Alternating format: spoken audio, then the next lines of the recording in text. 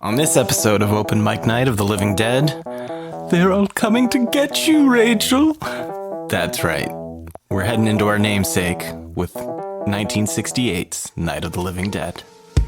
The creature's creeping right behind you. I hope you finally find a little slice of peace and light. 'Cause it comes crashing down tonight. Welcome to the open mic. When we call your name, you'll die. But there's no need to dread. This is the open mic night of the living dead.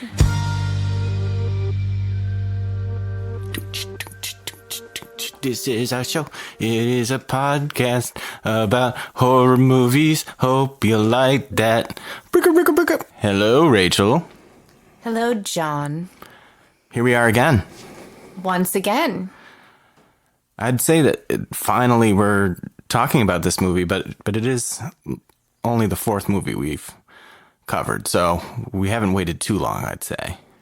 Exactly. The wheel was kind to us by spinning this one sooner rather than later. Absolutely. Night of the Living Dead, 1968. Where were you? What were you doing in 1968? My parents were 7. Your parents were 7. Yeah, that's where I was. My parents were slightly older, but I was nowhere to be found. What is your first experience with this movie? What can you tell me about your history with Night of the Living Dead? I'm not sure. I remember seeing it for the first time. I must have, probably in college, when I started trying to watch all of the classic horror movies back in the days of VHS and the occasional DVD. But my memory of it really is when we watched it a couple years ago for the first time together. And I remembered it vaguely, but not enough. So it felt like a first watch when we watched it a few years ago. I remember being really surprised at how much I liked it. I think because when I first watched a lot of these older movies back when I was 18 or 19, I remember watching Psycho. I think this one, a bunch of The Shining and The Exorcist. It did not hit me the same way as it does now, 25 years later. Maybe because I have such a deeper understanding of what comes afterwards, but I really, really enjoyed this when we watched it the first time. I think it's why I was so excited to have it as kind of part of the podcast name as when you came up with that. And I like it so much, it's part of my horror movie handle on X and Blue Sky and everything else. Did you want me to elaborate? No, but you could ask me about mine. You just talk about yourself and you don't ask me any questions. Oh, okay. How about you? What's your history with this movie, John? Sorry, I'm just messing with sound over here. Okay. For me, similar. I don't think I'd seen it all the way through until a couple of years ago, which is crazy. But I think I probably appreciated it a lot more on my first watch for that reason. As I've probably said before, I was watching some of the older stuff when I was younger, didn't appreciate it, like The Exorcist and Psycho. I had Psycho on VHS, but I think I must have seen clips of it here and there, and especially because it is featured in so many other horror movies. You know, it seems like 9 times out of 10, if somebody's watching a horror movie in a horror movie, Yes, that horror movie is Night of the Living Dead, which has a lot to do with it being in the public domain, which I'll cover in a bit. But yeah, I thought this movie was phenomenal when I first watched it all the way through a couple of years ago. Masterpiece. Didn't think that I would like it as much as I did, but I think it's just a really well-made movie, despite its shoestring budget, and, you know, I'm happy to rewatch it over and over again. And, of course, we'll get into the fact that it not only did it lead to a series of, sequels sort of within its own universe, but it created, the modern day zombie film, of which there are now too many films, many might argue. I don't know. They are usually quite fun, but there's a lot of them. There is a lot of them. And a lot of the tropes that we find in modern zombie movies, or even, I don't know, what do you call zombie movies from 20 or 30 years ago that feel new to me? They're not classic zombie movies like this one, but things like 28 Days Later, Shaun of the Dead. I mean, Dead Alive was always one of my favorites, right? All of these movies that kind of lean on this film and its sequels and all of the things afterwards. But then we tried showing one of those movies to our 13-year-old and she was unimpressed. Yeah, Snorefest for her. Yeah, she thought it was like the most boring thing in the world. So yeah, it's really fun to think about and talk about everything that came from this movie. And the thing that, and we'll get deeper into this when we talk about themes in a little while, but even from this very early zombie movie, although maybe not the first, but like the first big one, I think that most people are familiar with, this movie touches on really deep social themes that zombie movies continue to talk about into the future and into the present day, right? Like zombies are a great way to talk about people. Yeah, and I agree. Great. We'll talk about why more later. So well spoken this afternoon. So before we get cracking any further, I will just give you your one and only spoiler warning, listeners.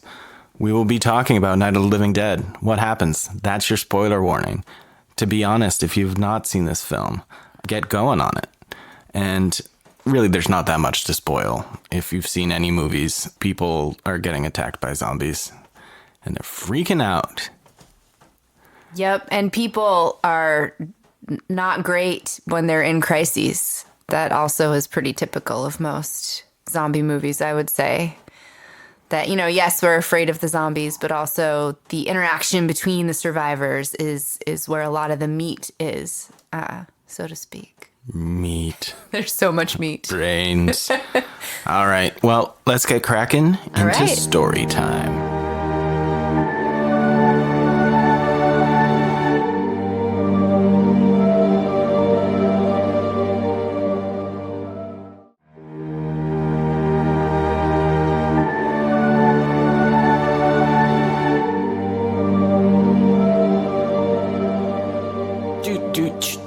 This is a story time. Story time. It's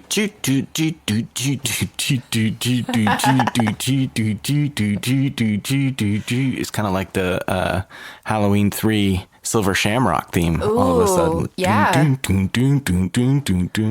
I hope we spin Halloween 3 someday.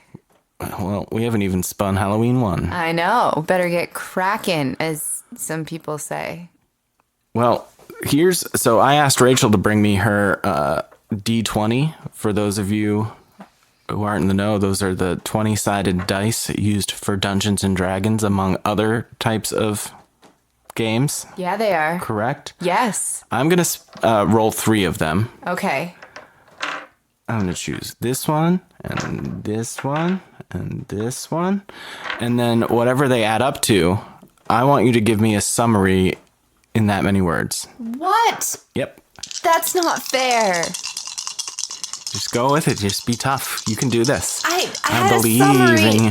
I bet you did. Because you haven't been prepared in the past. And I thought maybe you'd be prepared this time. I was prepared. And you're using my own dice against me. Curse you. Oh, that was 11. I'll let you have. Okay. If it's cocked, you have to roll it again. What? If the dice are cocked, you have to roll them again. You mean like not on a number? Yes. How could that even happen with these dice? They can Die. hit something. No, die is singular. Dice is plural. I was so excited when you asked me to bring my dice in. I thought maybe for once you'd be joining me on my hobby. But no, you're using them against me. 37. Hold on. Let me count. Let's see. 3, 6, 9, 12, 15, 18, 21. Ooh. What's the number? 37. 37. How am I supposed to do this? Okay. An eclectic ragtag group of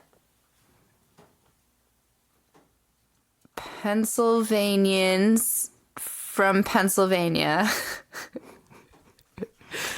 barricade themselves in an old farmhouse that belongs to none of them to remain safe from a horde of flesh-eating ghouls that are ravaging the Northeast United States area.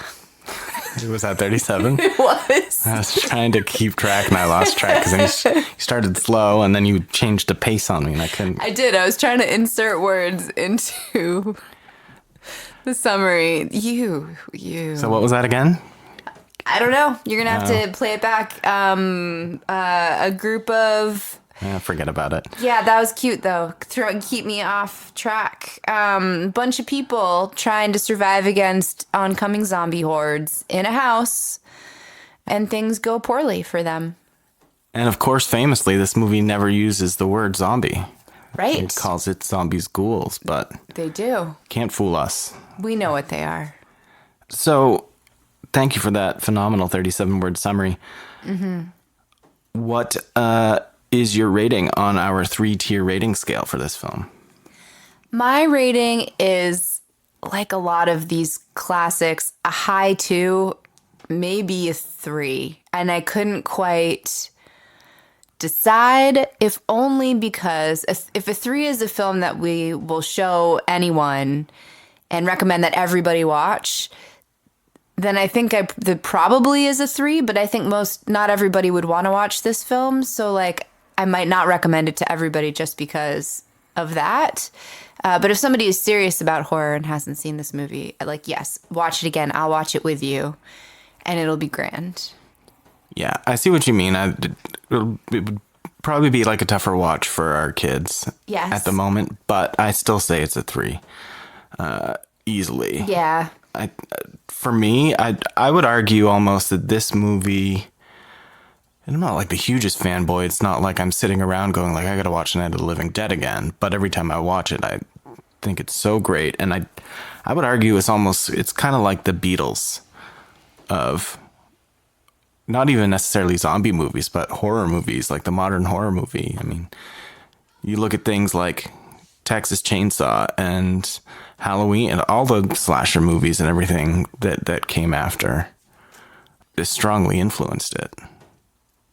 Yeah, no, I think that for anyone who's serious about horror or curious about horror, I think it's great. But I also think this one is even approachable for folks who might not like horror. Being in black and white, the gore, while shocking at the time, is not much these days, especially because it's in black and white, right? So I think, I don't know. I don't know. It's tricky. I think the best part of this movie is the interactions between the characters. I mean, there's so many things. I don't know. I'm trying to imagine playing it for someone who doesn't have the background or the interest. But yeah, I would watch it many times over again, happily. Even though, and I would get mad at Barbara every single time. Yeah, you're part of the anti-Barbara coalition, the ABC. Well, I kind of have to own that, especially since my online handle is Chill Out Barbara, which was a name that I came up with very quickly on the spot when I needed a new online handle for all of our horror discussions on the social medias. And of course, I went to this film as kind of one of the foundational films. I wasn't thinking about our podcast. I just was like, what's a horror thing that I could play? I was like, Barbara, right? So I've done a lot of thinking about that, actually, in preparation for this episode. So I'm sure we'll talk more about that. But yeah, this is a 3 for me, for sure. Oh, now I'm there. No, I was tilted. I told you I came in kind of on the, like, now I'm talking myself into it. Like, yeah. So should we bang into sort of the production and filmmakers? Yeah, we should carefully. Bang sounds violent. Well, talk to Ben. So, like I said before, the movie was made on a shoestring budget. It eventually, I found everywhere from 100,000 to 150,000 for the budget, but in a few places I saw like definitive 114,000. Yeah, I have the 114,000 number written down. But originally, when they came up with this idea, and by they, I mean George A. Romero, John A. Russo, and it sounds like Rudy Ricci? Something like that. Rudy Ricci, but also their producer, Rob Streiner. It was really Russo, Romero, and Streiner, right? I have Russell Streiner, but I could have written that down wrong. You probably wrote it down correctly because I didn't write any first name, and I'm just guessing. Okay, I've got Russell. That's a lot of R's. Yeah, it is. It is. But I'll backtrack in a second, but well, no, I'll start here. The writer-director George A. Romero, writer John A. Russo worked together at Leighton Image, which was a Pittsburgh commercial film company. So Romero was, had done a lot of work on commercial and industrial films. Well, and just not necessarily films either, but ads and those kinds of things. They originally wanted to make a movie that Russo had been writing called The Mess, which was about mischief-causing alien teens that came to Earth and teamed up with other American teens, I guess. But kind of the ideas that they had, they realized that they could never come up with the budget to make this movie. So then Russo wrote this other story about a boy who runs away from home and discovers a field of corpses under glass that are being preserved. Well, not preserved. They're slowly rotting under this glass, the opposite of preserved, but they're being saved by aliens. And once I guess they get rotten enough, these aliens are going to eat them. And Romero liked the flesh-eating part of that and combined it with a story he had been working on, which I think he has said was basically a ripoff of I Am Legend by Richard Matheson. Which is crazy. I never knew that. Have you read I Am Legend? I have not. I've only seen the film. Which is crazy. And there's a lot of adaptations of that. There's the Will Smith adaptation, which is nothing like the book. And then there's an earlier adaptation, which I haven't seen. But I remember reading that novel when I was maybe 18 or 19. And I've read many, many books and many short stories, especially sci-fi and fantasy. And I don't remember very many of them. But I have always remembered reading the end of that. And I would never have guessed that this was inspired by I Am Legend. Have you seen anything about... So Richard Matheson was not a fan of the adaptation, and he called it a theft more than homage. I don't know if you saw that. But then what Romero said, that Matheson wrote about the aftermath of a complete global upheaval. So Matheson did not write about zombies, but he did write about what happened in the aftermath of kind of a complete, utter world-destroying situation. And Romero wanted to explore how people would respond to that kind of disaster as it happened. And I made note of this because I think that this is one of the reasons why people love zombie movies in general. And Night of the Living Dead is kind of the genesis of all that. Like, how would I respond? Would I stay in the house? Would I go in the basement? Would I fight? Like, would I absolutely lose my mind and be useless like Barbara? Like, how would I respond? So I love that this was kind of what was inspired by Romero's reading of that, because that is kind of one of the interesting pieces of Matheson's story, is that your protagonist, you're kind of following him. You don't really know what's happened at first. And here he is, one of the last survivors in a world that has been utterly destroyed. And so I am really happy that one of my favorite subgenres of horror was inspired by one of my favorite horror/sci-fi short stories. Of course, bummed out that Matheson was not a fan and didn't see what a great adaptation or inspiration this was. Yeah, so Romero took that story, his ripoff story, and combined it with this idea, the story of the rotting humans to be eaten by aliens, and I guess came back with 40 pages that Russo really liked that included sort of the opening cemetery scene, and up to when they basically entered the farmhouse. And so from there they were rolling. And this was in 1967 or so. They needed money to shoot this movie. They originally had 10 people invest $600. but quickly determined $6,000 wouldn't do it. And then they were able to double it. Then it escalated to 60,000, and eventually it's the 114,000. They were able to keep it low budget. They used, everybody who invested in this movie. A lot of those people were involved because they formed a partnership. Russo, Romero, and Striner. Is it Striner or Steiner? I have Striner written Yeah, that's down. what I had too. Yeah. Okay. They formed a partnership with Carl Hardman and Marilyn Eastman of Hardman Associates, forming what they called Image 10, was their production company, essentially. And lots of the investors, like I said, were involved on screen, behind the camera. They had locals, people from the theater company that they knew, just all hands on deck, anybody they could get to help.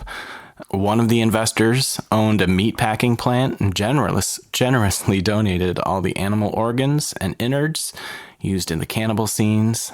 Thank you, sir or ma'am. Probably a sir in 1967. Well, it's not 1967 anymore, and I didn't want to offend anybody. So they put it all together, had their edit that they sort of screened for people. Everybody kind of felt like, we think we got something here. But they didn't really have enough money at that point to get like the final film developing done. And they were in communication with a local film production lab called WRS, which was just WRS everywhere that I looked. But AI told me that it stands for Western Reserve Studios. So maybe that's what it is. Maybe. And so WRS offered to extend them credit in order to do all the film developing. But because Image 10 didn't have a distributor yet, they weren't certain that they'd be able to pay them back, and sort of that made them nervous, and they weren't sure if they wanted to move forward on this line of credit. But then, according to legend, Russo, Romero, and Striner one evening were at a bar with the owner of WRS, and this bar had chess sets for the customers to play with. And everybody had kind of tied one on. And Striner and the head of WRS began bragging to each other about their prowess on the chess field. Oh. The field of battle for chess. Okay. Just like you and our daughter. I was about to say, yeah, we've been playing chess every night before bed. It's going great, by the way. I'm so smart. Yeah, I bet. So speaking of bet, a bet was wagered. And if Striner won their chess competition, then WRS would do all the lab work for free. If WRS won, Image 10 would owe double.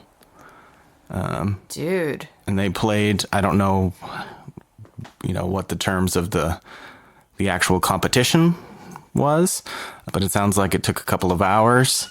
It's a long chess game. Russo and Romero were probably in the corner, biting their nails, having many heart attacks. But Striner came out victorious. And so that's another place where they saved some significant money. Wow. I have never heard that story. That's a great story. So that's how they raised the budget, how they were able to actually make this work. Another big aspect of it, obviously, which will be recognizable to everyone who's seen it, it obviously was shot in monochrome black and white because color was simply not in the budget. They shot it locally, like you said, Pennsylvanians. They were based out of Pittsburgh. They shot 40 miles north of Pittsburgh in Evans City. I'm trying to see if I have anything else. I had a couple more things about just the filmmakers and all that, some of which has to do with the ending, which we could talk about at the ending.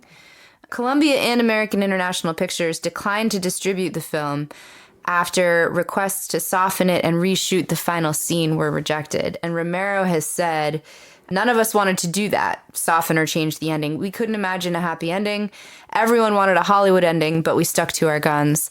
And I know we'll talk about that more later, but I thought it was really interesting and important that the filmmakers really kind of clung to their principles on that one, because what I remember most about watching this for what might as well have been the first time a couple years ago was how striking that ending was, and how the lack of a happy ending just felt really wild. It was not what I expected. I thought that was really important, and so much that they couldn't even that they wouldn't change their minds even to get it distributed. And I think that's part of what has fixed it kind of in the canon as such an important piece, is the fact that it is so bleak. Well, and all these efforts paid off because it's one of currently 900 films, which sounds like a lot, but in the grand scheme of films is not very many. It's selected by the Library of Congress for preservation in the National Film Registry, which those films are deemed to be culturally, historically, and aesthetically significant. Yeah, pretty cool. Are there any other horror movies in that 900 films, do you know? I'm sure there must be, but Interesting. That could be a little mini, could be a sidetrack. I didn't dig into that. Maybe we can talk about that in the after show this week. Yeah, good idea. This episode. But when the film came out, the movie predated the rating code by a year. And I guess at that time, horror movies were really considered more for younger people, the youths. Parents would like drop their kids off in the afternoon for a matinee of a horror movie. And, you know, when they released it, they knew it was a horror movie. So it was kind of released the same way. I guess in one of Roger Ebert's reviews, he liked the film, but like chastised parents and theater owners who let children see the movie by themselves. I guess in one point he was talking about how there was like a 9-year-old girl sitting across the aisle from him who was just sitting there motionless, like crying in her seat as she's watching Night of the Living Dead. Yeah, I could see that. I don't think I'd show our 9-year-old this movie right now. I mean, I might, but you know, overall, it was a huge success, needless to say. But due to the copyright issues, even though there was a huge financial success for this film, the filmmakers really didn't see as much of that as you typically would if you didn't have that issue. Do you know about the public domain issue that they had? Yeah, the copyright issue. They didn't put the copyright notice on the first part of the movie. Is that right?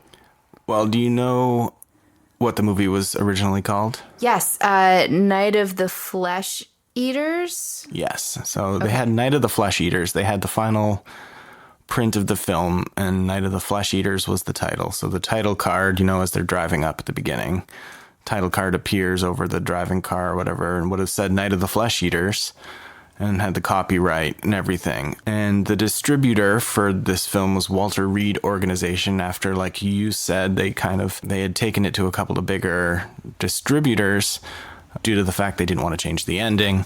The distributors didn't want to work with them. So Walter Reed Organization, which I guess generally distributed more like artsy European films, those kinds of things, agreed to release it with the ending that we know now. But when they were going to distribute it, there were attorneys representing the makers of 1964's The Flesh Eaters.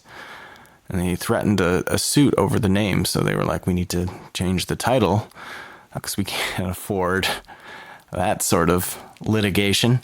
And so a new title card was created. But since it was kind of like last minute, I guess when they took out the Night of the Flesh Eaters title card, which I believe did include the copyright sign, when they put the new one in, they neglected to put in the copyright. Therefore, because at that time it was required, I guess, on the title card or in the end credits. Nowadays, we just see them in the end credits. But since they had originally had it in the title and forgot to put it there, there was just no copyright credit in the film whatsoever. And filmmakers lost in federal court to kind of maintain their rights. So the film went into the public domain, which means anybody can use it. I don't know sort of what the standing is now. I know that Criterion has come out with the 4K release of it. And so I don't know what the situation with the rights are now. But that's why you see it everywhere in horror movies because they can just plop it in there and not have to worry about paying for any licensing or anything like that. Yes, that makes a lot of sense, which I wonder how much that means that it has become more well known because of that, because it was, any TV station could show it, any movie night could play it, right? Interesting. Yeah, it's a lot of like on YouTube and stuff like that, people who do sort of movie night type shows, a lot of their early episodes are Night of the Living Dead for that reason. Right, exactly. Well, I guess I'm happy about the name change because we'd be Open Mic Night of the Flesh Eaters, which doesn't have the same ring, but maybe it would. Maybe in the timeline in which the title wasn't changed. I actually kind of like it. Can we change it? Open Mic Night of the Flesh Eaters? I mean, that's a real deep cut. I feel like only people who listen to our podcast would then understand what it was about. Well, yeah, we also don't need the attorneys for the flesh eaters breathing down our necks. Oh, seriously, add that to my list of things to deal with. Well, that's pretty much what I have on production for now that doesn't tie into some of sort of the other stuff I'm going to cover. Yeah, me too. What do you have on cast? Casting. So the lead for this film, I think we can agree is Ben, right? The biggest protagonist, the almost sole survivor. Two of us may look no more. Ben was played by Dwayne Jones. This is a really interesting role.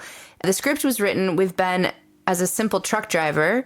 His dialogue, as originally written, was of a lower class, uneducated person and not necessarily a black actor or a black character. But Jones was really well educated and he refused to do the role as written. And so he ended up rewriting his own dialogue to present how he felt the character should be. It was really unusual in 1967, and we'll talk about this kind of with themes a little bit later, but it was very unusual for a black man to be the hero of a film that also included white actors and actresses. Romero has said repeatedly, though, that he did not select Jones either because of or in spite of his race, that he just gave the best audition, simply gave the best audition, was the best guy for the part. And so a lot of some of the things that came out, the U.S. was really racially charged at that time. And so to have a film like this and the director to claim that it was not making a statement of any sort, I think is notable as well. Yeah, because during this time we had the civil rights era, the civil rights movement going on. You had Vietnam War, you had the Cold War. It was... and eventually by the time it came out, you have the JFK assassination, Martin Luther King Jr. assassination. And this movie ends, I don't know why I'm... Robert Kennedy. Right, sorry. So yeah, a lot of political upheaval, and this movie really touches on some of those themes pretty deeply, or at least works as a lens to view some of those issues with. And for the ending, where an innocent black man is killed by a group of gun-wielding local heroes, certainly read differently than it would have if Dwayne Jones was not selected as the main actor. So, and then Barbara, Judith O'Dea, a lot of the dialogue I know was improvised. Of course, as a word person, as a writer person, I really love how much of this film's dialogue was impacted by the cast. And I think that also plays a lot into how authentic and real and raw it feels when you're watching these characters speak to one another. Well, I'd seen similar things about what you were saying about Ben rewriting his part a bit. It also sounded like his character was written a lot angrier. Mm-hmm. And not that Ben keeps it completely cool, calm, and collected the whole time, but much more so than it sounds like he was written. Oh, yeah. And much more so than most people would be dealing with Barbara's semi-catatonic state. Ben is so chill compared to pretty much everybody else. He really keeps it together when other people do not. So, and I think that's a big part of the strength of kind of the interpersonal relationships portrayed between the characters. Yeah. And then did you come across anything about sort of the decision on how Barbara was portrayed? I did not. You had mentioned earlier you were going to maybe talk about sort of your evolution or your relationship with Barbara's character and sort of how you've felt about her. Right. No, Barbara, actually, hold on. I'm going to go to my viewing notes, because the things that I wrote about Barbara, she starts out okay, right? That she starts out, running, things get a little crazy while they're there, and she kind of jumps in the car and finds this house, and she does all right. She does grab a weapon at one point, but eventually she just crumbles and becomes completely useless. And she gets a little more frightened time after time, and then she just becomes completely useless and sits in a corner and yells when she shouldn't, and can't even answer questions about who she is or anything like that. So she becomes useless in a crisis, and that, which you have gently pointed out to me, that often, that if these characters in these movies represent us and represent different parts of us, that there are people who freeze up in a crisis, and that's a reaction that a lot of people have. And I guess as I was saying before, one of the things about this is we think, what would I do in that situation? Where would I go? Would I go to the basement like the Hardmans, or would I go side with Ben? Would we try to escape? And Barbara doesn't do anything. She just blocks it all out and kind of just sits there and moaning, and doesn't help anything. Just chill out. She just needs to chill. So whenever there's a Barbara in a movie, I will often point it out.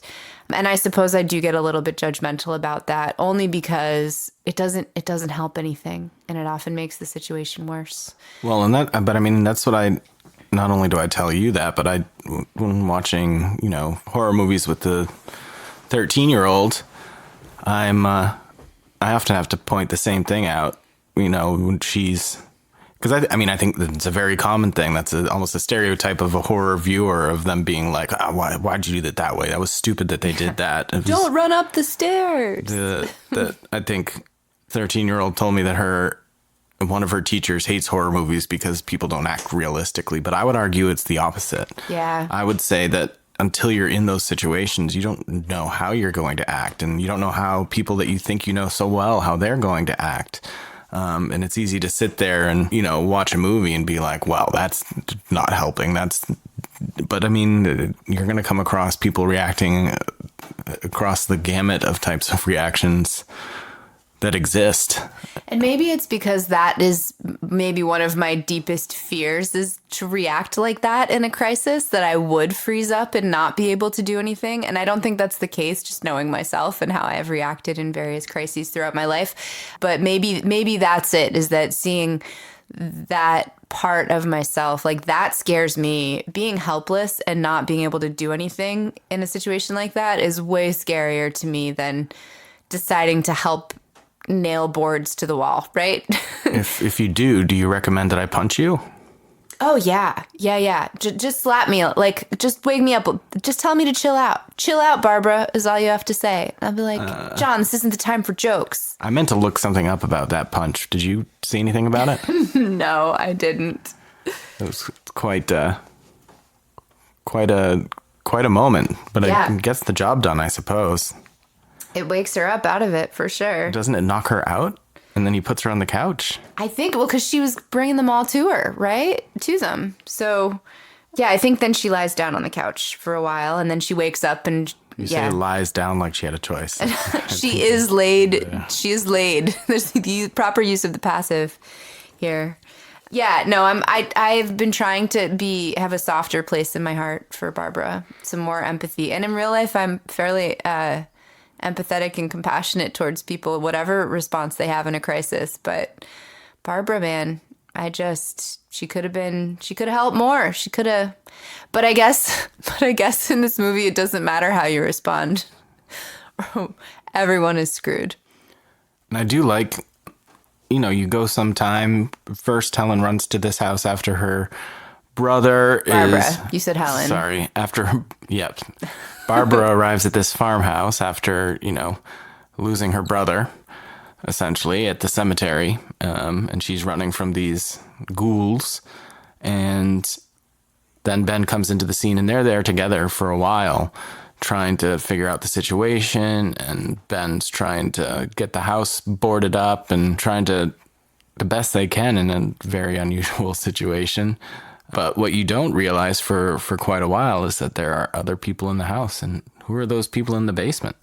It's Harry and Helen Cooper, also played by Carl Hardman and Marilyn Eastman, producers of the film. Harry Cooper, one of the most unlikable characters in the history of film. Great job there. Yeah, so unlikable you like him. So unlikable. You're like, how could you be such a twat? And then Helen Cooper, who actually has some of my favorite lines, which we'll get to later. And then their daughter, who is downstairs, who has been attacked by one of these ghouls and is doing poorly down in the basement. Now, of course, we in the 2020s know exactly what that means from the minute we hear that she's been attacked and bitten. But, of course, the Coopers don't know. Harry Cooper wants everybody to stay in the basement because that's where it's safe. Helen Cooper hears there's a radio upstairs, wants to go check that out. And the conflict between Ben and Harry is kind of set up once we realize that they're there. We've also got Tom and Judy, a young couple, is downstairs with the Coopers. They knew the owners of the house, or the house belongs to Tom's uncle, right? Tom and Judy, who tragically don't, well, it's all tragic. Nobody makes it. Oh, and the Cooper's daughter is Karen Cooper, who was played by Hardman's real life daughter, who was 9 years old. So I guess it's a children's movie after all. And real quickly, who played John, the brother, in the opening? Oh, I didn't write it down. Poor guy. Sorry. He has the most notable line of the film. He does. Or at least the most quoted. They're coming to get you, Barbara. I did that already. I know, but you did it with Rachel. You didn't do it with Barbara. Shut up, John. And anybody else notable in the cast? Not really that I wrote down. That was interesting to me when I was going through it all. That's really is the core are the people who are in the farmhouse. Right. You do dip out a little bit for the sort of the newscast that once they get the TV going. Yes, I did write that down. There's Chilly Billy Cardile, well known as the host of Chiller Theater. In real life. And he played the TV announcer, right? Yeah, the main newscaster. Yeah. And then they did some on the street stuff, some of the police and all of that. Right. There was, let's see. Yeah, you know why I didn't write down who played Johnny? It's because it's not anywhere at the top of the cast list on IMDb, which is where I was looking for kind of the top billing. It's just not there. Lots of zombies, though. Lots of zombies. I mean, all of the extras, right? Oh. Do you know who played Johnny? You do. I do? I played Johnny? No, do you know who? No. Russell Streiner. Oh. Joe Striner. He was uncredited. It's at the very bottom of the listing in IMDb. So Russell Streiner, who won that chess game, was Johnny. That's pretty awesome. That's really great. Look at the things we can find out in real time. Another thing that I saw, a lot of people were playing double duty. You had Romero as one of the people, like one of the journalists in the street scene. And Russo is one of the ghouls who gets hit in the head with a tire iron. And then at one point, there's a ghoul who eats a bug off a tree. And that's played by Marilyn Eastman, who played Helen. Who's nearly unrecognizable under her ghoul makeup. So all that kind of stuff I think is pretty neat. Yeah, pretty neat. And shows just how much this was like a small production, a really independent kind of all hands on deck, which just adds so much heart and life to a film about the dead. I'm trying to think if there's anything else on characters. Obviously, there's a lot of tension between the characters, which I thought, even today is would still be I thought it was very realistic because everybody's watching out for themselves first, but you also have to work together. I mean, this is every zombie post-apocalyptic movie that we have, right? Like this is one of the earliest examples of it, but you think about you remember in Shaun of the Dead when they're walking to the pub and they find another group of ragtag survivors that's just them, but like opposite, right? Yeah, Do you like remember? the Bizarro. Like, yeah, the his female counterpart and her boyfriend and I mean, I think that, which is why Shaun of the Dead is brilliant, and hopefully we spin it one day and can talk about it. But I mean, I think that is, we just recently watched 28 Days Later, right? The zombies are dangerous, but it is the interactions between the non-zombified humans that kind of really leave us chilled and filled with horror.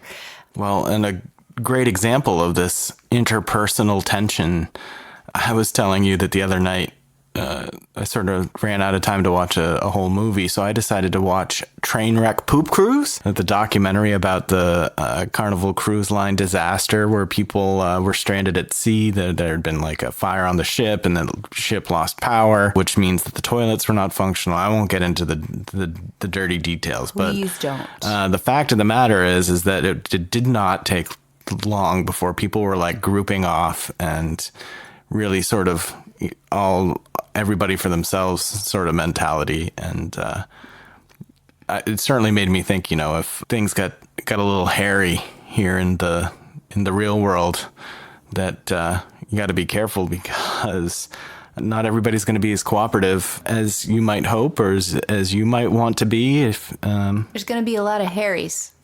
And it's another one of those situations where you're like, well, why can't they just get along? But, Right. but realistically, when people get scared and people are out of their element and things are unpredictable, people default to whatever behavior has served them in the past, or whatever behavior makes them feel the safest, which very often means shitting on other people and and fighting and struggling for power.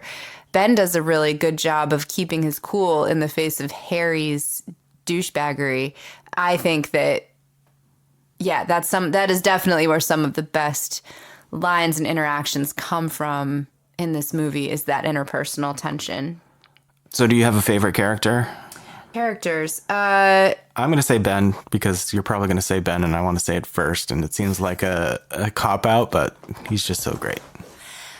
I mean, yeah, Ben is He's not perfect. He's so kind, and he's so compassionate, and he's so patient with Barbara. Focused, Eventually, pragmatic. Yes, focused, pragmatic. He gets done what needs doing.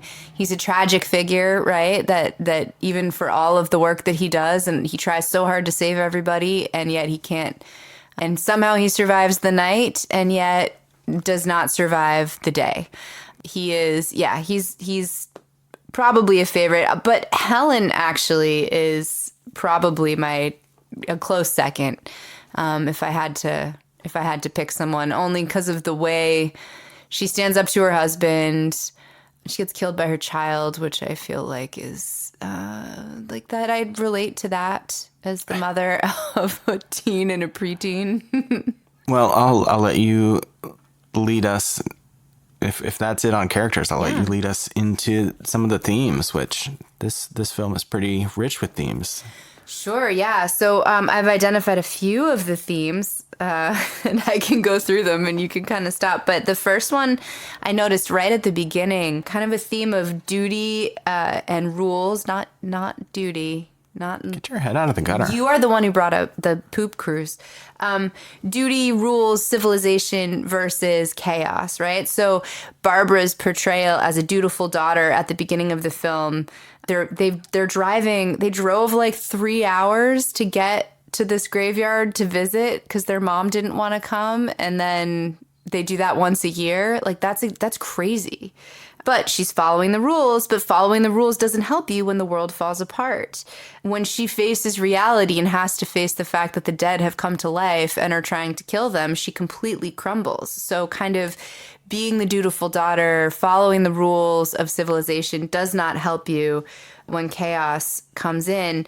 And then the other thing that I was noting in terms of that theme, when the civil defense machinery kicks in, they create rescue stations. It's funny, in like more modern zombie movies, those things never work out, right? Like that's one way this movie is different than a lot of the other zombie movies that have come after it, that the civil defense machinery is effective eventually. I mean, they kill Ben, so they're not that effective. It's not enough to help our heroes, right? The people that we've grown to know over the course of the film. But they do defeat the zombies the next day, which is really unusual. In most modern horror movies, like now, once the zombies are there, that's the way of the world. Although Shaun of the Dead does actually have an effective civil response, now that I think of it. But so that was one of the first things that I thought the film played with and explored, was these thoughts of kind of civilization versus chaos, and what happens and how different characters respond to that. And then the cultural critique, which we've talked about already a little bit, critiques of late 1960s U.S. society, international Cold War politics, and domestic racism. So there's a quote from film historian Joseph Madry, who said, "The black and white filming is guerrilla style, resembling the unflinching authority of a wartime newsreel.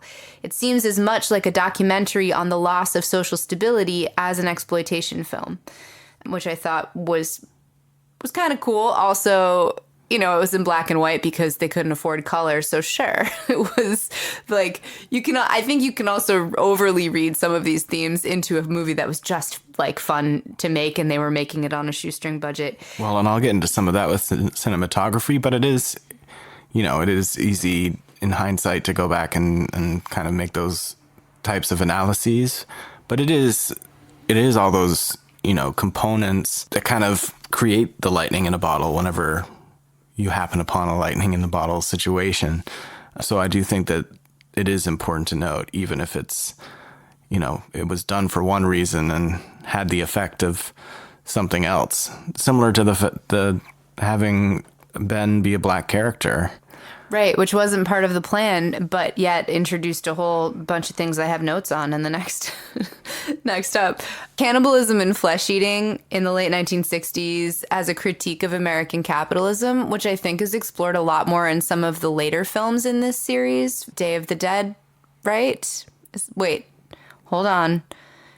Day of the Dead, which is the one in the mall? Dawn of the Dead? Damn it. I always get that one. Damn it of the Dead. Damn it.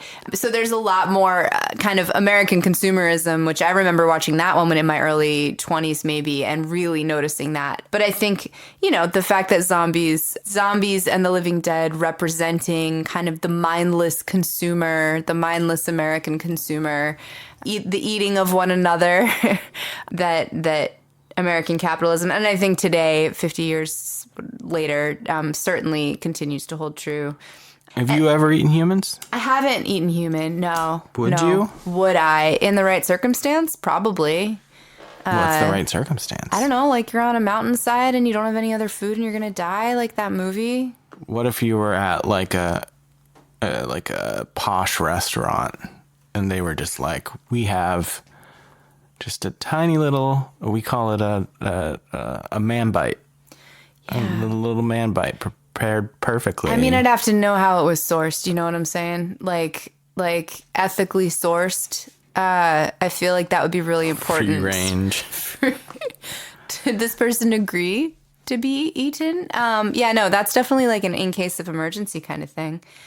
I also saw some commentary about the zombies victims symbolizing the repression of the other in bourgeoisie American society. So civil rights activists, feminists, homosexuals, counterculturists, kind of the hippies of the 60s being eaten alive by the zombified bourgeoisie, right? I don't know enough about that to dig too deep into it, but I think that's there. To drill down on the race thing, the assassination of Martin Luther King Jr. and also Malcolm X, I forgot about that one, was fresh in the minds of most Americans. Romero does say that he didn't take inspiration from King's assassination. He actually only heard about the shooting when he was on his way to find distribution for the finished film. And he reiterates, Romero said again, Ben was the best actor, not a black character. And Romero's quotation on this is, "It was 1968, man. Everybody had a message. The anger and attitude and all that's there is just because it was the 60s. We lived at the farmhouse, so we were always into raps about the implication and the meaning. So some of that crept in." So it was just the vibe. It was like the 1960s vibe. Despite no intention of racial subtext, it still abounds. Yeah, it's unavoidable. Regardless of what you're, as an artist, whether you're writing music or creating a film or painting a picture, despite what your initial intent is, when you're going into whatever you're creating. It is near impossible to withstand sort of the influences around you and whatever's going on in the world and in your world at that time. Yeah, I mean, I think another thing to point out is that prior to this film, zombies were and are rooted in Black culture and history. So prior to Night of the Living Dead, zombies were undead slaves with roots in Haitian folklore. So The Serpent and the Rainbow, Wes Craven's 1988 film, explores that a little more deeply. And Fulci's zombie movie, 1979, are some movies that look at those roots. But this was the first. That's why, again, the word zombie isn't used in the movie, right? That it's ghouls. And so the fact that this film does have a lot of other racial subtext, I think, needs to be seen in light of that connection. We think when the movie starts that Barbara is going to be our main character because she survives that initial zombie attack. And then it switches to Ben. And that's a really big switch and has that's very significant. A Black lead not told through the white experience of them, but just as a lead in their own right, was really unusual and new. And you mentioned the punch or the slap, but Ben, a Black man slapping a white woman on screen and there not being any sort of commentary on it or anything coming from that was unheard of. Nothing like that had ever happened on screen before. But Romero had established Ben as this heroic figure who was smart and capable, so empathetic, so compassionate, and who was in charge of the situation. I don't think that we as modern viewers are fully able to comprehend what that would have read like to a 1968 audience. I think that particularly one that was still really sensitive to a lot of these issues, I think that that's one of those things that we might not be able to feel kind of how, kind of like in Psycho where they show her in her bra, right? Like it was not a big deal to us, obviously, but back then this was a really big move. So I think all of that is there. Well, it's interesting you bring up Psycho too, and you were just talking about how it kind of starts out, you think Barbara's going to be the lead, and then it becomes Ben. The switch. Psycho would have been 8 years before this, which is kind of funny to think. They seem like they could be, I mean, they are contemporaries, obviously, but... Yeah. But right, that was the first time that we thought we knew who the main character was until she was killed off super soon in the movie, relatively. And that same thing happens with Barbara here. And Ben really becomes our main character, our main hero. So, yeah, I think it's impossible to watch the movie without those thoughts. But I think important to remember the historical context as we're watching it in modern times. And in the last 5 or 10 years, those issues have become more pertinent and more relevant than, at least in the front of kind of our media mind. And we think about these things a lot more, I think, than I know I was back in the early 2000s when I first watched this, right? So, yeah, a lot there to dig into. And part of what makes it such a poignant film. And then, like you had mentioned before, some of the distributors they had met with didn't want to distribute it unless they changed the ending to a happy ending. Mm-hmm. And the filmmakers rightly resisted that. It was actually, filmmakers had proposed a happier ending during production. And Dwayne Jones said, no, we have to keep this grim ending. Yeah, thank goodness for him, man. It seems like a lot of what made this film important enough to be on the National Registry and kind of hold its place in our collective hearts has to do just with that one casting decision. Yeah, the deaths of everybody was a really nihilistic perspective that was unusual. Nobody gets out alive. It's just over. It's done. There's nothing. And there's certainly plenty of films that do that nowadays, or I guess. But really, I mean, the brutality, kind of the stark nihilism of this movie is really jolting, even watching it now, however many years later we are, 60, almost 60. This is one of those movies we could talk about all day. And yeah. I do think we're running sort of a little longer than usual.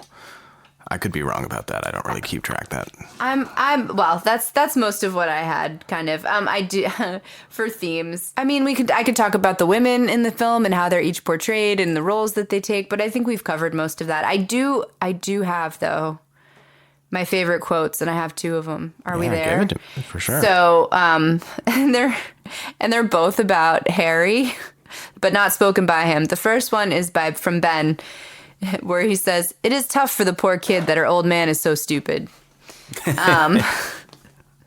Which is like the meanest he gets, like he's just. And then Helen Cooper, there's the scene between the two of them, and they were married or partnered in real life. And she says, "We may not enjoy living together, but dying together won't solve anything," which is just great. Again, that's why I think she's one of kind of my secondary favorite character, because she knows her husband and she backs him to a point, and then she's like, just cut it out, man. Cut it out. So, yeah, those are some of my favorite quotes from characters towards, the big jerk face himself. So. I forgot to prepare a quote, so That's good thing okay. you brought two. I brought two. That's what we do with our partners, is we back each other up. I'll live and die with you, baby. Aww. That being said, all I have left to tell you is...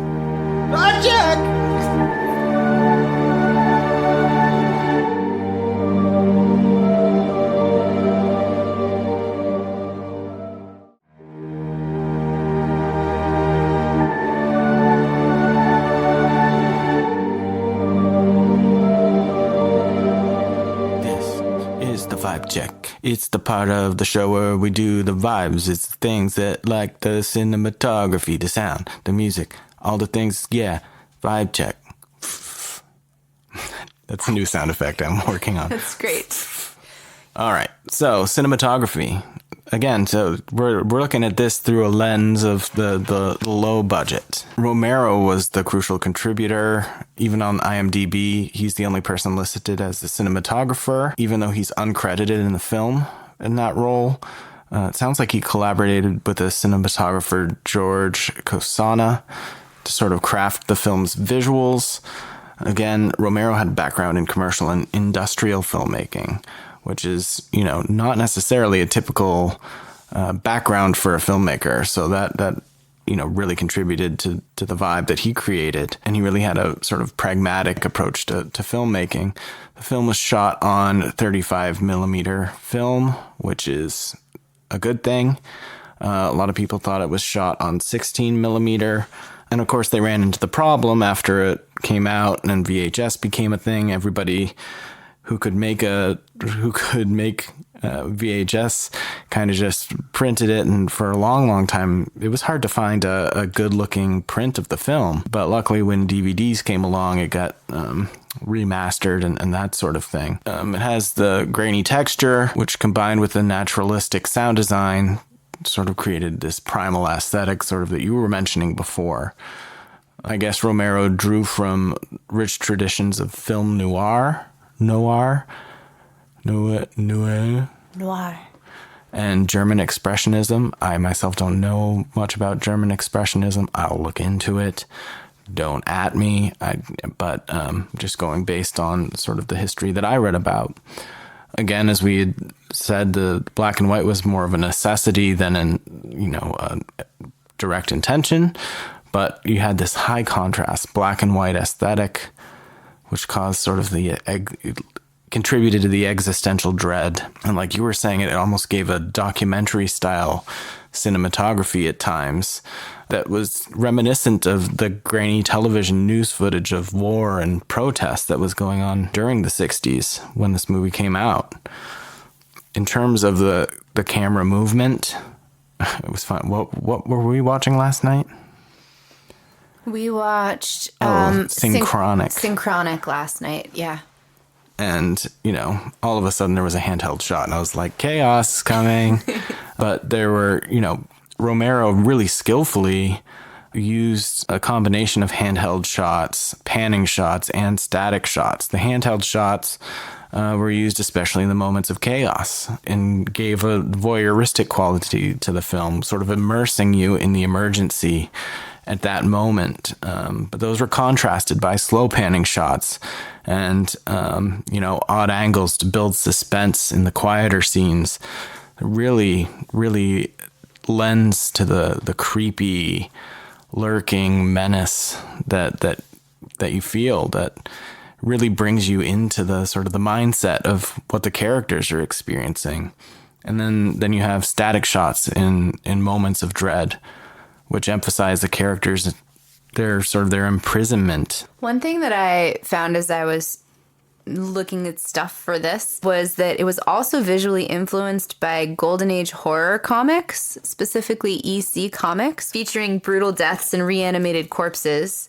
And so one of the quotes from Romero about that said he was trying to bring the real hard shadows and weird angles and beautiful lighting that a comic book artist can create. And later, Romero collaborated with Stephen King and former EC comic artists on Creepshow. Yeah, I was going to say it. EC Comics has come up when I've been looking at stuff about Creepshow. Yeah, exactly. So I thought that's just another kind of interesting influence, realizing that, and kind of goes along with all of those really creepy shots and the high contrast and those stark angles to kind of echo what the characters are going through. And then Romero used a simple yet effective approach to the composition of his shots. He used a lot of interplay between the foreground and the background, which I always love. Brings to mind movies like It Follows, where you kind of see it following in the background or standing sort of in the distance. You know, all of that was born out of this movie. I called out It Follows in my viewing notes. I said kind of the persistence of the zombies, like that they just keep coming, and that's reinforced by the choices of angles and shots and all that. There's a lot of negative space used, which is always great for creating that tension. You have the moments where the survivors are in the foreground with the ghouls in the distance, letting you really experience sort of the impending doom.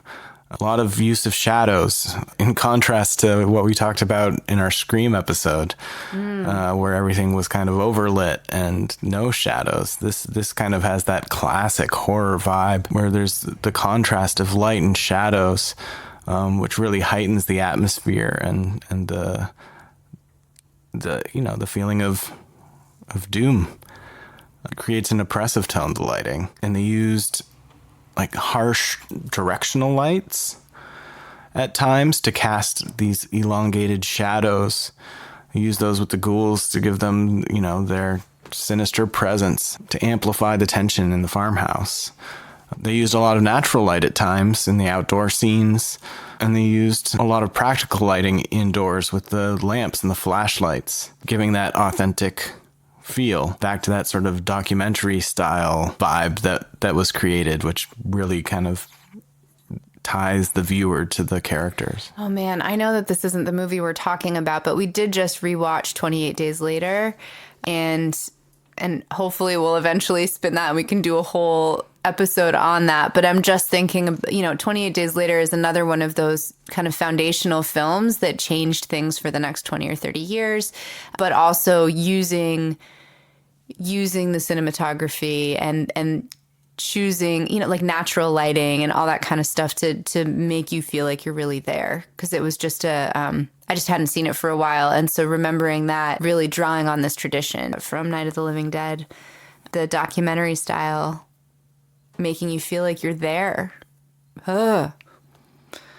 And then on top of all of that, you had like wide angle lenses for the cramped interior of the farmhouse, which I guess from my understanding kind of adds to the claustrophobic feel. But then you had so many great close-ups of the characters, which I feel like stands out to me the most a lot of the time, really up in a specific character's face, and you can see what we've talked about before. Everybody was having sort of, even though everybody was in the same panic, they all expressed that panic very differently. Yeah. And you really get to see that variation through these close-ups. And beyond that, the blocking even, you had physical separation at times between Ben and Harry, which really illustrated where they stood, both physically and metaphorically. But other times you had everybody all clustered together, showing that they were all in on this together, whether they liked it or not. Yep. That's kind of all I've got for cinematography. I don't have a lot on music and sound design, even though that's what we're all here for. But I have a little bit on music. they couldn't afford original music was really the big thing. So the distinctive score of Night of the Living Dead came from a stock music library from the Capitol Production Music's High Q library. You can hear some of the same tracks in 50s low-budget sci-fi films, like The Hideous Sun Demon and Teenagers from Outer Space. Oh man, I wish we had more time for movies because I think it could be really fun to go back and watch some of these. We'll get there eventually. Someday. What did you have on music? It's mostly the same stuff and just some more specific. That the sound effects were created by WRS Studio in Pittsburgh, paid for by that Johnny winning the chess game, I guess, if that was included. And yeah, just where some of the music was from. Another piece is from the TV's The Fugitive, 1966, which I just thought was really interesting. And in terms of sound design, and I see now that I've skipped over a part of our show that's your part, but we'll go That's back to it, the special effects. But the sound design was live sound effects recorded on a budget by a guy named Richard Lococo, which I love that name. His name is like a sound design, Lococo. And they used echoes and distortions to make things eerier. One thing that maybe we haven't picked up on before, but the ending after Ben is shot, when we then see a series of still photos, and that choice kind of adding to the documentary style. And also, I did have something, Carl Hardman, who played Harry Cooper, shot and printed the production stills, over 1,200 pictures. And the cast members formed a production line in the darkroom for developing, washing, and drying the prints. So again, kind of that all hands on deck, but the kind of jarring ending where instead of, we see Ben shot and then we see all of these like almost like wartime photos, right? And this would be, again, we're right after Vietnam. This would be very familiar to the audience of the time. And I think that is a really unique choice that adds to the starkness of the ending.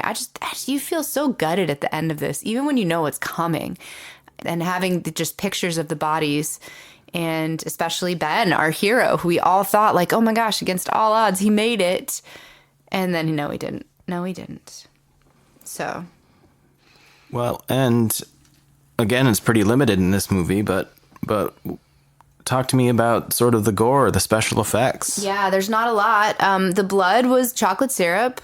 And you mentioned before the consumed flesh was roasted ham and offal donated by an investor's butcher shop. Even though, and I did say this before, the effects aren't that gory because it's in black and white, and compared to some of the realistic special effects that we see these days, still a little made me cringe a bit. Some of like the gusto with which the ghouls consume the flesh, even though I know that it's animal intestines and not human intestines. I cannot imagine what that must have been like to see then without all of the context of what we've seen since then. Even as a hardened horror movie veteran, it still did what got the job done. Well, yeah. And I think every time that we watch it, I actually forget. Like, it's gorier than I expect, even though it doesn't, it can't, it's not even worth comparing to today's standards. Right. But we go back and watch it, and because they're practical effects, they are, and well done practical effects, even though they're simple and low budget, look great. And it's always more than what I remember. The gore stands out for me in terms of effects. The zombie makeup they used mortician's wax to kind of accentuate and add features. Initially, the makeup was just white skin with blackened eyes. I think some of these early zombie movies, this one and Dawn of the Dead, I remember seeing the original Dawn of the Dead and being like a little underimpressed by the zombie makeup, right? Because we get so spoiled with our modern zombie movies where it really, like Walking Dead, for example, where it really looks like people are just rotting corpses. I think in this movie, we don't quite get that, but it does not take away for me from the creepiness of it. I think that, but yeah, the gore, I think, The gore is better than the makeup in terms of realism. Although, how many zombies have I actually seen? Maybe they would look like that. And the costumes were all secondhand clothing. So again, working on a shoestring budget. Again, the real horror in this movie, yeah, the cannibalism, that was a big deal that freaked people out. But it is the interpersonal exchanges and interactions and relationships that kind of leave you like, oh man, what would I do? How would we survive? I came across a little tidbit that's not exactly a gore thing, but it does have to do with the zombies that you're talking about. They have the one nude female zombie. Oh, right. Yeah. And I guess it was like I think I had read that it was, that she was, what do you call those artist models? Nude model, I guess. Artist model, yeah. That they brought her. There should be a better, more specific name that we can come up with. Get on it. Yeah. And I guess word got around town that whatever evening they were going to be doing that they were going to have a nude model on set. And so some of the locals brought their lawn chairs and were sitting around watching, getting a free show. Meanwhile, the people in the cast and crew were trying their best to avert their eyes. Oh, man. So and there's a difference 60 years later. A lot more nudity these days. Yeah. Although I think nowadays, you have, I think, a lot more closed set type deal. Oh, yeah. But I think if word got around, there's going to be some naked people walking around. I think people would still be pulling up their lawn chairs. They might be. Nowadays, those lawn chairs actually have like a drink holder in them. Right. Far more comfortable. Phone pocket. But anywho. Yeah, I think do you have any other notes before we move on to the main event? I do not. All right. Let's do, I'm going to flip a pick to see who goes first. Okay. The side with the alligator's face on it is heads. The blank side is tails. All right. Do I call it? Call it in the air. Okay. Heads. It is heads. All right. Would you like to go first? Yes. I suppose it means you could decide. Yes. I should would have like been to more go first. specific. You should have been, but it's okay. We're here now. Yes, I will go first. All right. We will be right back with our original songs. Oh, and this week we had it was like a word play. Sure was. And we each had to incorporate 3 words into our song in any way that we chose to do so. And those words were lantern, scattered, and damned. Yes. All right. Were you successful? Did you include the words? I definitely included the words. Me too. All right. Well, I can't wait to hear it. Cool. Be right back.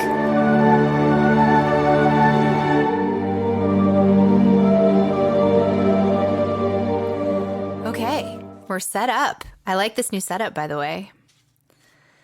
A lot better for piano playing. I will tell you something, though, that I had started this song on the guitar, and then because I still think that would be a good choice for this song, but then I hurt myself, which you will not be surprised about in any way, shape, or form. So I've switched over to piano, but I'm playing around a little bit with the sounds, so doing something a little bit different. So all that with the caveat. We're trying some new things, and sometimes that's a little messy. But I don't actually have a very good name for this song other than Night of the Living Dead. Is that allowed? Yes. All right. So this is The Night of the Living Dead, for lack of a better title. Maybe you can help me come up with one afterwards.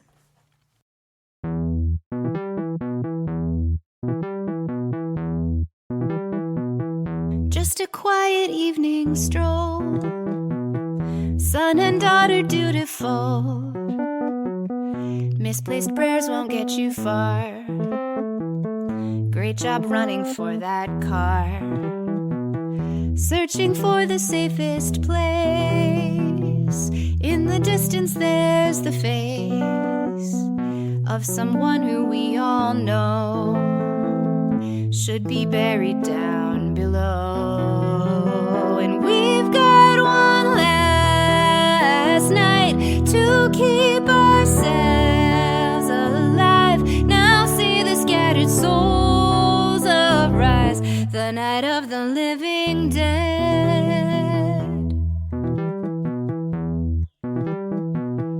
Simple days are far behind. Final words haunting your mind. Ghouls that follow night and day. Chill out, Barbara, you're okay. Like a lantern in the night. In the darkness shines the light of humanity's last stand. I'm just kidding, we're all damned. And we've got one last night to keep ourselves alive. Now see the scattered souls arrive, the night of the living dead. Danger comes from every side.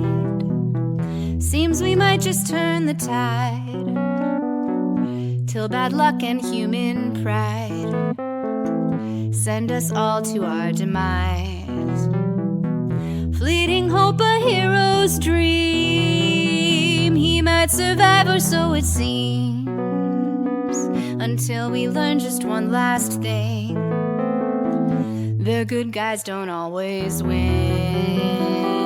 And we've got last night to keep ourselves alive. Now see the scattered souls arise, the night of the living dead. And we've got one last night to keep ourselves alive. Now see the scattered souls arise, the night of the living dead.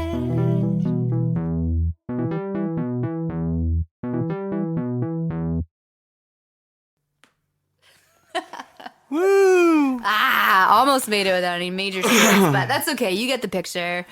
That's awesome. And there's a few things that, like, I threw some things. I don't know. I feel like if we're gonna work on it more, there's a few places I'd like to be more precise. But that's what I got for now. That's probably my favorite so far of all your songs. Really? Thank you. And I've got to let you choose your keyboard more often too. You picked one that's like really. It was cool. I played like It suits the. Yeah.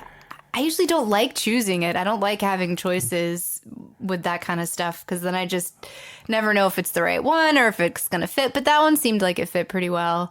But I think you get the idea anyway. So I feel like we could do some fun stuff with that in the production booth, by which I mean this desk that I'm sitting at. But Indeed. Well, it really captured a certain vibe. that was what I was trying to get, and I couldn't.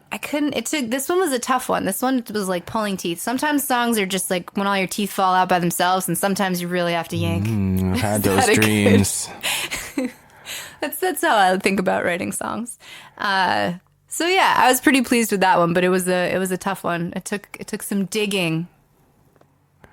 Is that a zombie joke? It was a zombie joke. It was. It's good. Thanks. So Writing now, it down. Writing yeah. it down. Zombie joke. Good. Okay, good. All right, it's your turn now. All right. Well, you're gonna have to give us a second to rearrange the setup for that. Okay. But that was so good. Thanks, babe. All right. And the lyrics were lyric-y. I like the part where you're like, haha, joking, we're dead. That was so actually that is the second half of the second verse, but those two lines were the first ones. That verse is the first one I wrote. Like a lantern in the night, in the darkness shines the light of humanity's last stand. I'm just kidding, we're all damned. Damned was one of our words. Oh, yes. And so was lantern. Damned, lantern, and scattered. And then scattered ended up in the chorus. But this song came together in bits and pieces. A lot of my songs come together kind of just from start to finish. And this one came in pieces. But that second half of the second verse was, I was pretty happy about that. Sometimes when I'm writing, especially these kinds of songs, for this podcast, where I know I can be a little goofy, I will make myself laugh. And if I do that, then I usually keep it in the song. So Chill Out, Barbara, You're Okay was another one where I was like, that's so silly. I have to keep it in there. And just good advice. Chill out, Barbara. You're okay. All right. Coming up in a moment. All right, let's do it. So I also struggled with the title for this song, but it is now called First Things First.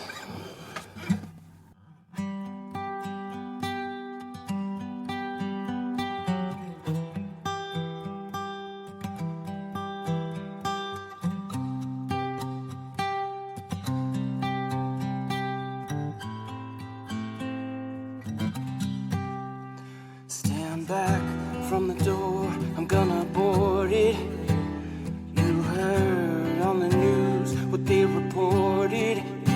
Can't stop the living dead, that's their warning.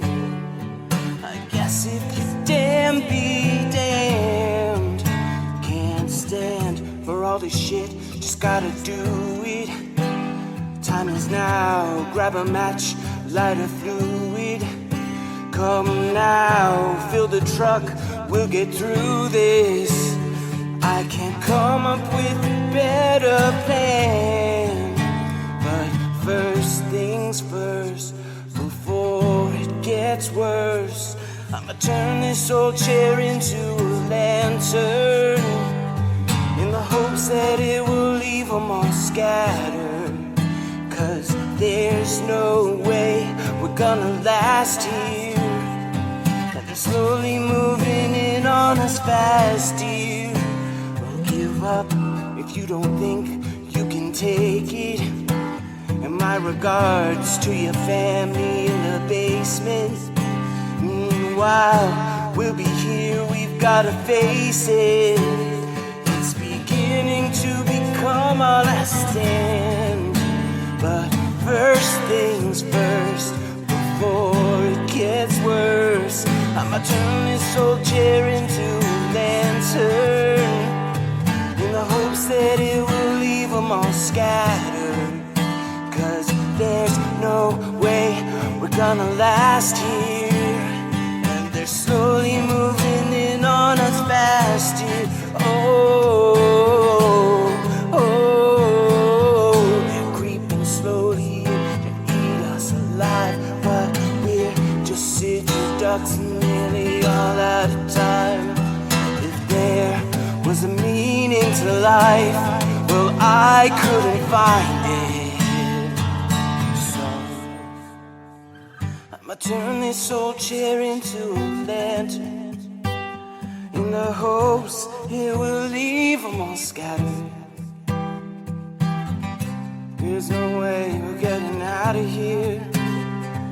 Slowly moving in on us fast, dear. I'ma turn this old chair into a lantern, in the hopes that it will leave them all scattered. 'Cause there's no way we're gonna last here. And they're slowly moving in on us fast, dear. Oh,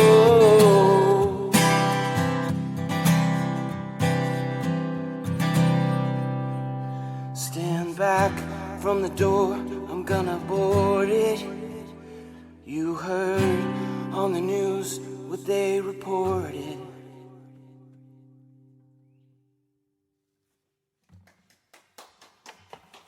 Yay! Now give me a mic.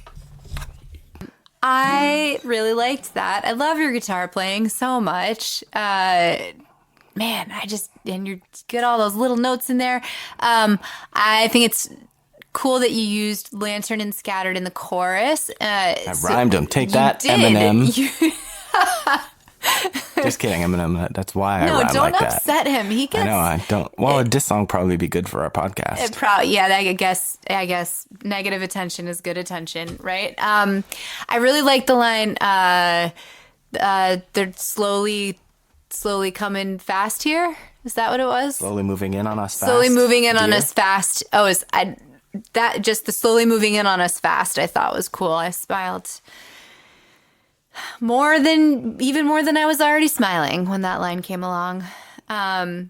Both of our songs used a lot of imagery from the movie, which I don't think we always do.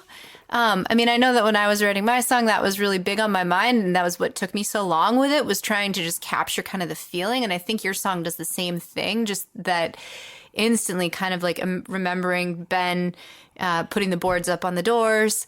And then the chair as a lantern, which, man, I can't believe I didn't think of that, but I'm glad I didn't, because it sounded really good in your song. That was great. Just that image.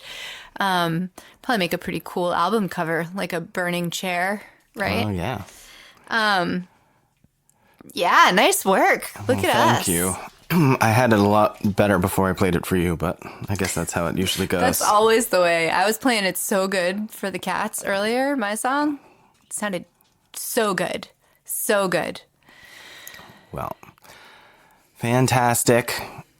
We'll wrap this up. Yeah, let's do it. I think we're losing light, so we'll move into that.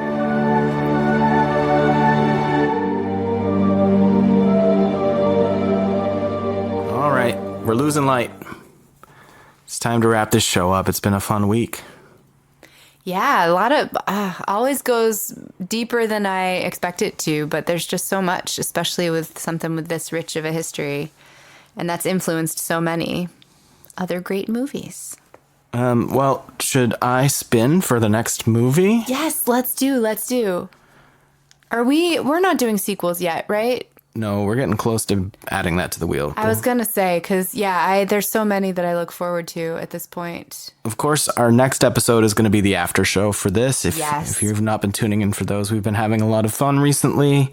That is also where we spin the wheel to find out what movie is going to fill the place of whatever we spin here. So check it out. Also, we've been including full band demos or at least more produced demos of at least one of the songs from this week's episode. So if you liked one of those songs or both of those songs, you'll be hearing a sort of more of a studio version of that in our next episode in the after show for Night of the Living Dead. But when we reconvene after the after show, what will the next movie be? Oh boy, oh boy, oh boy. Gonna spin. First, I'm gonna do a little bit of this. All right. Wow. I didn't realize it was still connected to the stereo. Our next movie is going to be Fright Night. Oh, boy. Get some vampires up in the air. Oh, all right. Chris Sarandon. I'm excited. All right. And you've been doing sort of the songwriting gimmicks. Right. So should I go ahead and pick a random number for that? Do you want to remind us of what those are? I have them here too. I can do that as well. Yeah, you go for it. Yeah, so we've got 6 different gimmicks this week. At the moment, this week it was magic words. We had specific words we needed to go through. So for this week, random number 6, which is first half, second half. Ooh, fun. All right. Remind us what that is, Johnny. One of us a song has to pertain to the first half of the film, and the other person has to write on the second half, and we'll go in that order. Okay. I'm going to flip the pick again. Okay, great. And you have to call it this time. What do I... Oh, and then I'll choose. And then you choose whether you want the first half or the second half of the film. All right. I'm going to flip it. Heads. Okay. I'm going to go with first half. Okay, so I will be writing about the second half of the film, and maybe when we're watching, we can determine when that moment is. Yep. Yeah, okay, cool. Fantastic. I can't wait. I don't know this movie nearly as well as the other movies we've done so far, so this will be a really fun watch and hopefully song. Alrighty, I look forward to it. Next episode will be our after show, and after that, we'll be tackling Fright Night. Woohoo! All right, we'll be back next time. Oh, how do we end? I don't know. You say something profound. Something profound. Come on, you can't put me on the spot like that. How do we end? You need to get better used to being put on the spot. You always, that's where you back out. I always cop out. I know, but that's not my thing. I mean, maybe it's my thing. Look, That's a very Barbara thing to do. You get put on the spot and you're like, right? Isn't that what you complain that Barbara does? I mean, She's not being... no, she freezes and she's doesn't not- know what to do, and I she's not gracefully going- back out. I don't, just because I don't have a sign off here, because nothing feels right. I go with the flow, and the flow isn't telling me anything profound. Other than that we'll be back. And I can't remember what we did in the last one, so it's too late to come up with something I do every time. So you're just going to have to take what you can get. Well, like my dad always said, there may be chutes, there may be ladders, but there will always be love. All right, adios. See, you're so much better at it than I am. Good night. Bye.